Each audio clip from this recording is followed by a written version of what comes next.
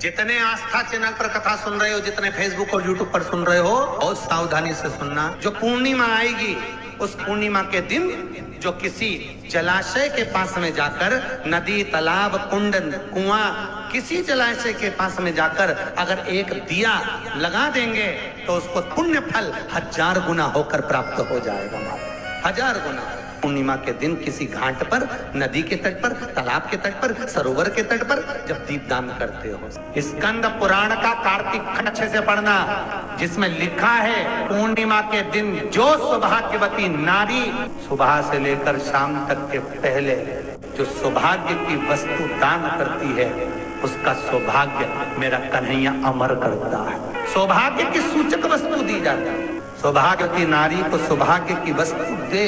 आज भी नियम है, आंवले के पेड़ के नीचे शाम के समय पर जो सूर्य ढलने से लेकर, जब सूर्य ढलने लगे, सूर्य की किरणें कम होने लगे, तब से लेकर रात्रि के 7:30 पौने 8 के बीच में, सूर्य ढलने से 7:30 पौने 8 के बीच में आंवले के पेड़ के नीचे जो एक घी का दिया लगाकर कनक धारा का पाठ कर लेता है। कनक धारा की किताब बाजार में मिलती है, नहीं ला सकते, मोबाइल पे सर्च करो, कनक धारा निकल आएगी। जगत गुरु शंकराचार्य जी ने जिन पाठ को करा है, कुछ श्लोक है उसमें, 8 श्लोक। कुछ श्लोकों का पाठ, पूरा श्लोक नहीं पढ़ सकते, पूरी कनक धारा का पाठ नहीं कर सकते, तो शुरू का एक श्लोक और आखिरी का एक श्लोक पढ़ लीजिए और घी का दिया लगाकर झोली पसार कर प्रणाम कर लीजिए। जिंदगी में कभी लक्ष्मी की कमी नहीं आ सकती।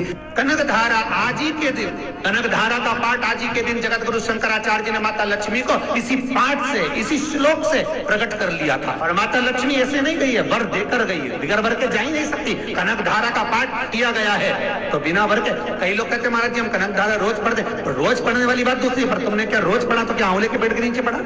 पर आंवले के पेड़ के नीचे जो कनक धारा का पाठ करता है, संपदा की कमी नहीं होती।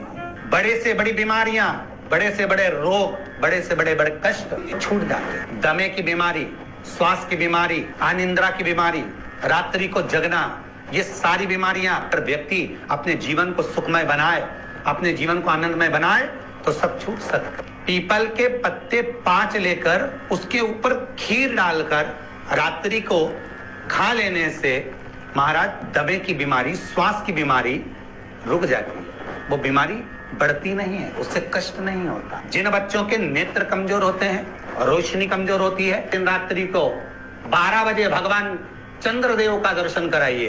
5 से 7 मिनट तक नयन मिलाए चंद्रदेव के साथ, और बाद में एक पीपल के पत्ते पर खीर जो चंद्र के नीचे रखी हुई है, उसी खीर को चटा दीजिए। फिर चंद्र का दर्शन कराओ, फिर खीर को चटा दीजिए। महाराज नयन की ज्योति बढ़ती है, नींद नहीं आती तो निंद्रा देवी प्रवेश करती है, निंद्रा अच्छी आती है, आनंदित होता है। महाराज जिस व्यक्ति के शरीर में गांठ पड़ जाती हो, शरीर काला पड़ जाता हो, चट्टे पड़ जाते हो, या दांत खाज खुजली हो जाता हो, उसके लिए भी रात्रि को 12 बजे महाराज भगवान चंद्रदेव के लिए 21 दिए जलाए जाते हैं। उस 21 दिए की कालोज एक थाली में इकट्ठी करी जाती है, कालोज को इकट्ठी कर शरीर में गाय के घी के साथ में जहां जहां जगह पर चट्टे हैं, गांठ है, वहां लगाया जाता है। उसको 5 या 7 दिन लगाइए। उसके बाद में रोज प्रतिदिन लगाने के आधे घंटे बाद स्नान कर लीजिए, आराम लगना प्रारंभ हो जाता है। पूर्णिमा की रात्रि के बीच में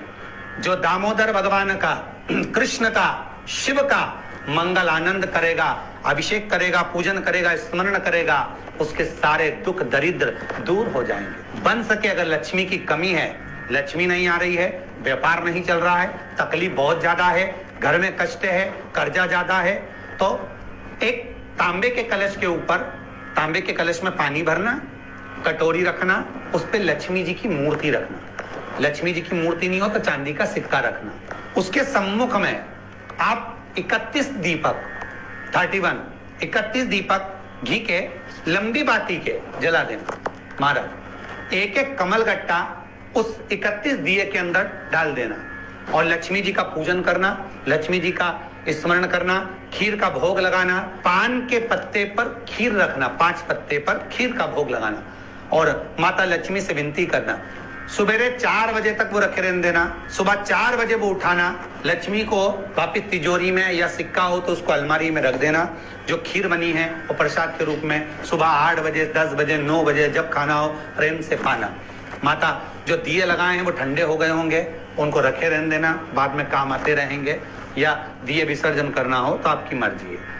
पर वो मिट्टी के दिए लगेंगे, आटे के दिए नहीं लगेंगे, मिट्टी के दीप लगाना है आपको 31। घी के दिए लगाना है। लक्ष्मी जी का पूजन करो, कंकु, चावल, हल्दी, मोली से सब तरह से सुख मिलेगा, आनंद मिलेगा, लक्ष्मी की वृद्धि होगी, कार्य सिद्धि होगी। दूसरा क्रम, आप शाम को प्रदोष काल के समय 4:30 बजे से 6 बजे के बीच में 1 लोटा पानी, उसमें 5 बेलपत्र रखकर, 1 कमलगट्टा डालकर भगवान चंद्रेश्वर महादेव के नाम से भगवान शंकर को चढ़ा दीजिए। आपकी जो कामना हो वो कामना कर कर चढ़ाएं। विनती करें चंद्रेश्वर महादेव को और निवेदन करें कि हमारा ये कार्य सफल हो। पूर्णिमा की रात्रि को गर्भवती नारी अपनी नाभि पर यदि चंद्र की दृष्टि पड़वा लेती है तो बच्चा विकलांग पैदा नहीं होता है। गर्भ से जो बालक होगा श्रेष्ठ होगा, विद्वान होगा, चतुर होगा, पढ़ने में होशियार होगा, क्योंकि ये चंद्र की किरणें जब समुद्र में उछाल ला सकती हैं तो आपके जीवन में भी तरक्की ला सकती है, उछाल ला सकती है। पत्रिका खोलते हैं पंडित जी और कह देते हैं कि काल सर्प दोष है, पत्रिका खोलते हैं और कह देते हैं पितृ दोष है। उनसे मेरा निवेदन है, जिसकी पत्रिका में काल सर्प दोष है,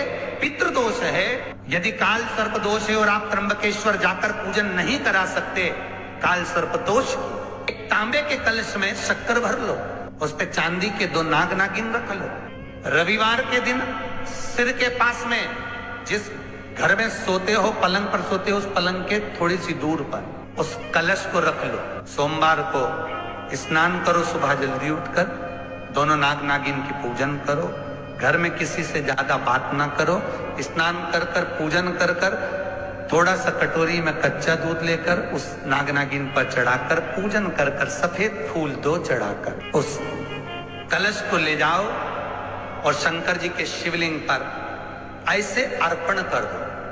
कलश वापिस ले आओ, नाग नागिन शक्कर सब चढ़ा दो। वापिस घर पर आओ, घर पर आकर फिर एक बार स्नान करो। कितना भी भारी काल सर्प दोष क्यों ना हो, पितृदोष कैसा भी हो, उसमें आराम लग जाता। नारी के, स्त्री के जितने भी रोग होते हैं, जितनी भी बीमारियां स्त्री के अंदर होती हैं, नारी तत्व में जिन जिन बीमारियों के लिए नारियां परेशान रहती हैं, अगर कुछ भी तकलीफ होती है तो नारी एक जायसोन का जो फूल होता है ना, वो घंटी वाला फूल जो देवी जी को चढ़ता है, लंबा जायसोन का फूल, अगर अशोक सुंदरी वाले स्थान पर उस फूल को रख दे और माँ से, भगवान शंकर से विनती करे कि हमको ये तकलीफ है, नारी की जो तकलीफ होती है उसके लिए, एक फूल को उठाकर अशोक सुंदरी का नाम लेकर शंकर के मंदिर में बैठकर ही खा ले, तो स्त्रियों की जो बाकी की बीमारियां हैं वो धीरे धीरे समाप्त हो जाती हैं और नारी निर्मलता का भाव पाती है। अशोक सुंदरी का इतना प्रमाण है। शिव महापुराण बहुत सुंदर व्याख्यान कर रही है। एक निवेदन है आपको, फिर कहूंगा, जिसके घर में शांति ही ना रहती हो, सुख ही नहीं है, क्लेश 24 घंटे बना हुआ है, घर में ना कोई बात ना कोई प्रसंग, उसके बाद भी सबका मुंह फूला हुआ है, उसके बाद भी सबका चेहरा उतरा हुआ है। जिस घर में सुख और शांति ये दोनों चीजें नहीं है, लाल वस्त्र में लाल फूल रखकर उसमें थोड़ा धना, धना जानते हो, वो खड़ा धना आता है, धना पाउडर नहीं, धना, हरा धना, और 5 गोल सुपारी, जो गोल सुपारी होती है पूजन वाली सुपारी, 5 पूजन वाली सुपारी, 5 बेलपत्र इस लाल वस्त्र में रखकर घर के मध्य भाग में पूरे घर का केंद्र बिंदु मिला लो, पूरे घर का नाभि कोण मिला लो, पूरे घर का नाभि स्थल, मध्य स्थल मिलाकर वहां पटे पर रखकर कुंकू चावल से पूजन कर कर उस पर 3 बार पानी को फेर कर भगवान श्री गणेश जी महाराज के मंदिर में बिना बोले जो रख कर आ जाता है, उसके घर में कभी क्लेश नहीं होता, सुख और शांति ये दोनों प्रवेश कर जाते हैं। शमी की पत्ती, शमी वृक्ष का जो महत्व पहले कहा है, शमी वृक्ष की पत्तियां अदालत में या कानूनी कोई प्रोसेस के अंतर्गत कानूनी कोई कार्रवाई हो गई है या कोई अटका है काम, तो शमी की पत्तियों को 5 जगह पर चढ़ाया जाता है उस कार्य को निपटाने के लिए। पहला, अशोक सुंदरी की जगह पर। अशोक सुंदरी की जगह कहाँ है आपको मालूम है, पहले भी बताया।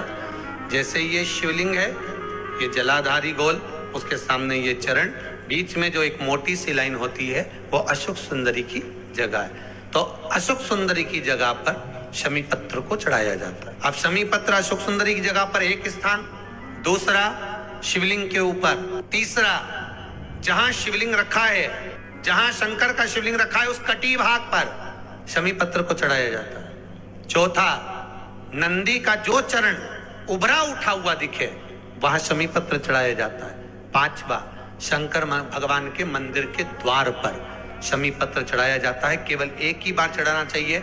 जिस कामना से चढ़ा रहे हो, जो अदालत में कार्रवाई चल रही हो, या कोई प्रशासनिक परेशानी आ गई हो, या कोई काम अटका पड़ा हुआ है, तो उसके लिए चढ़ाए। 5 स्थान है हमारा, 5 स्थान दिए। शमी पत्र को आप 5 चढ़ाएंगे, आपकी प्रशासनिक जो व्यवस्थाएं वो सुचारू हो जाएगी, वापिस कोई तकलीफ नहीं आएगी। शमी पत्र की बात, यदि मान लो शरीर कहीं से सफेद पड़ रहा है, कहीं से काला पड़ रहा है, शरीर में से खाल की फुकड़ी निकलना प्रारंभ हो गई हो, शरीर में काले काले चट्टे पड़ना चालू हो गए हो, या कोई विशेष रोग हो गया, काया बेकार हो रही है, तो सीधी सीधी बात शिव महापुराण की कथा कहती है, पीपल का एक पत्ता, उस पत्ते पर थोड़ा सा चावल अपने हाथ में लेकर, अपने नैनों से लगाकर, शरीर पर से स्वयं उतारकर उसको दरवाजे के पास रख दीजिए। उस चावल को दूसरे दिन सूंघ कर बहते हुए पानी में डाल दीजिए। महाराज कितने भी रोग से ग्रसित हो गए, पीपल का एक पत्ता 52,000 ब्राह्मण की साक्षी कराता है। महाराज बहुत ध्यान देना, पीपल के वृक्ष में स्वयं नारायण का, मेरे कृष्ण का वास है। स्वयं भगवान गीता के अंतर्गत कहते हैं कि मैं पीपल का वृक्ष हूँ। 52,000 ब्राह्मणों का वासा एक पीपल के पत्ते में होता है। श्री शिवाय नमस्तुभ्यम।